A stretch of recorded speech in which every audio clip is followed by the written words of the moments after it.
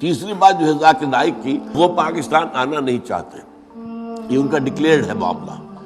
وہ یہ کہتے ہیں کہ ہمیں ابھی تک بھارت کی حکومت نے کچھ نہیں کہا ہے، پریشان نہیں کیا ہے، تنگ نہیں کیا ہے، لیکن ہمارے پاسپورٹ پر اگر پاکستان کا ٹھپا لگ گیا کہ یہ پاکستان گیا تھا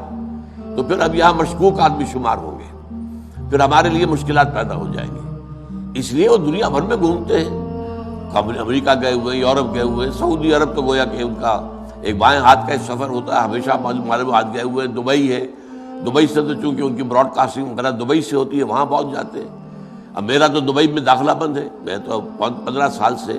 میں یو اے ای میں داخل بھی نہیں ہو سکتا،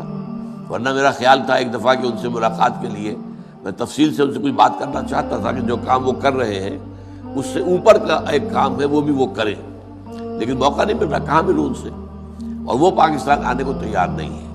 میں تو حیران ہوں، مجھے اصل میں پہلی مرتبہ وہ بھارت کی حکومت کو صحیح اندازہ میرا نہیں ہوگا جو انہوں نے مجھے دے دیا وہ ویزا، لیکن اب تو وہ ویزا دینے کو تیار نہیں ہے۔ تو اسی طریقے سے ان کا معاملہ ہے، ان کو یہاں پر شاید ویزا تو مل جائے، لیکن یہ کہ وہ ان کا کہنا یہ ہے کہ وہاں کی حکومت سے پھر ان کا معاملہ خراب ہو جائے گا۔